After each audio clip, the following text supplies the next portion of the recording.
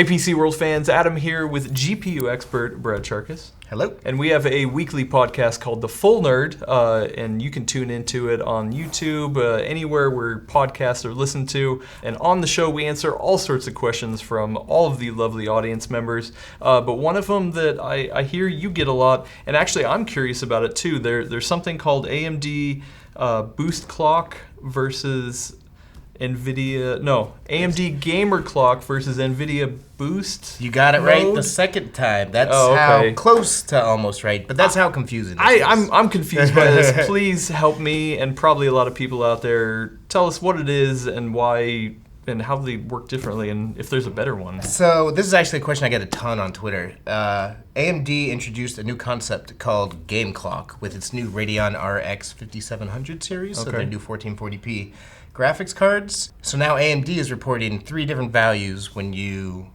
go, okay, I'm going to buy this AMD card. How fast is it? Okay.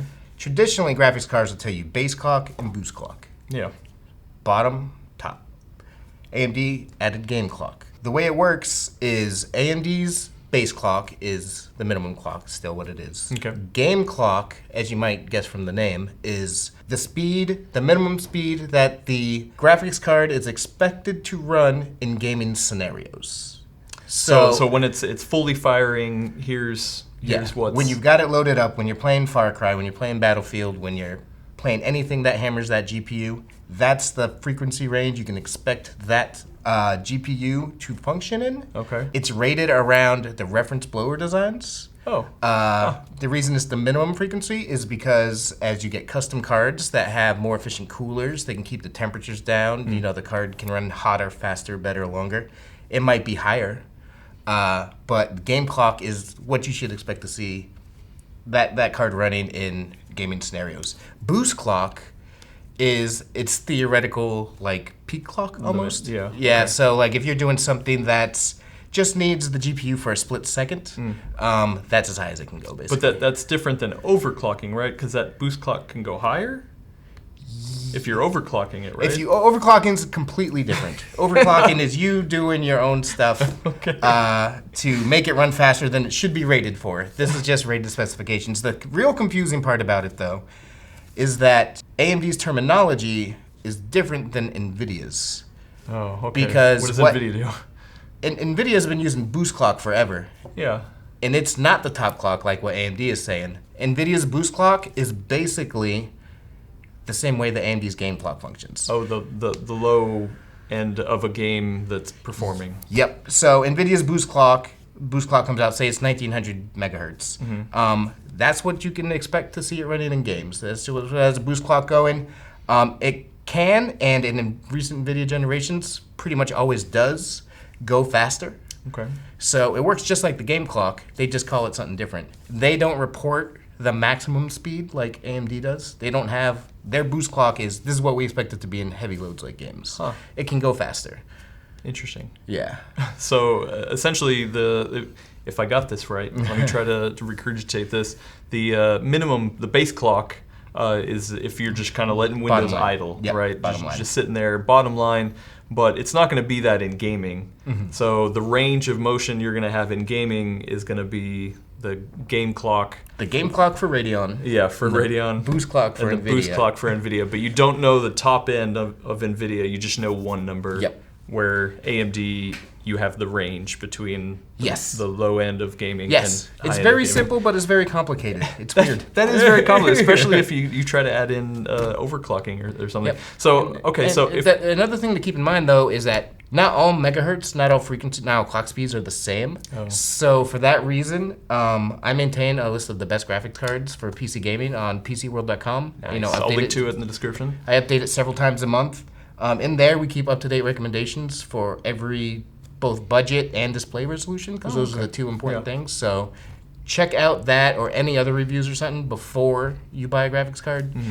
The numbers on the box aren't the end-all and be-all. True. Yeah, you want to see real-world performance. The numbers, are just theoretical. Question, I'm sorry, I'm stuck on this overclocking thing. So say you've got the 3 numbers, but we're just going to look at game clock for AMD, right? Okay. You've got that game clock, and then you have the boost clock. If you're overclocking the card, are you moving just the top number, or are you moving both numbers up? You're moving everything up. Oh, you're moving It goes everything faster. up. Yeah, when you Okay, overclock. even the base clock. Even the base clock. Oh, Everything okay. goes up. It's like a rising tide, basically. AMD makes it real easy to do that. You have to click through scary-looking warnings. But if you go into the Radeon settings tool, right-click on your desktop, select Radeon settings, there's a section in there called Wattman, Radeon Wattman, and they actually will auto-overclock Oh, wow. your okay. graphics card, That's nice. your core clock, and your memory for you. Makes it nice and easy. It doesn't get as aggressive as it could be if you're an expert who knows what you're doing and can manually dial it in. But it can give you a nice little boost, to your speeds for, Okay. 30 seconds worth of work. When you overclock, it increases the temperatures and it increases the power consumption. So just something to keep in mind. If you have a decent aftermarket cooler or a custom cooler, you should be good to go anyway, especially with these modest auto overclocks. NVIDIA's more current generations, GTX 10 series, GTX 20 series, and I guess the GTX 16 series, I guess you would call it, the non-ray tracing cards. All their partners, like MSI, EVGA, etc., they put out overclocking software, and they also have one-click overclocking functionality. okay. So it's actually a lot easier to do than ever before. And even if you don't know anything about it, I recommend everybody go in there and do it. Awesome. Cool. Well, thank you. Which would render these numbers that we're so confused about even more obsolete, because you're just making them faster anyway. Well, luckily you write about this stuff on PCWorld.com. Definitely go check out those articles. Check out reviews. Like you said, the number on the box isn't the end all be all. There's definitely other ways that you kind of need to look into that information. But really, thank you for kind of explaining this to me, because I really did not have any idea. And I think I have a somewhat firm grasp on the this is subject good. now. Whenever people ask me on Twitter, I'll just send them the video. It's great. There you go, perfect. And you can definitely tune in to The Full Nerd every week on YouTube. Subscribe here. Anywhere your podcasts get disseminated through the internet, subscribe there. And thank you, Brad, for answering this question for me. I appreciate it. Anytime. And thank you for showing up. We'll see you later.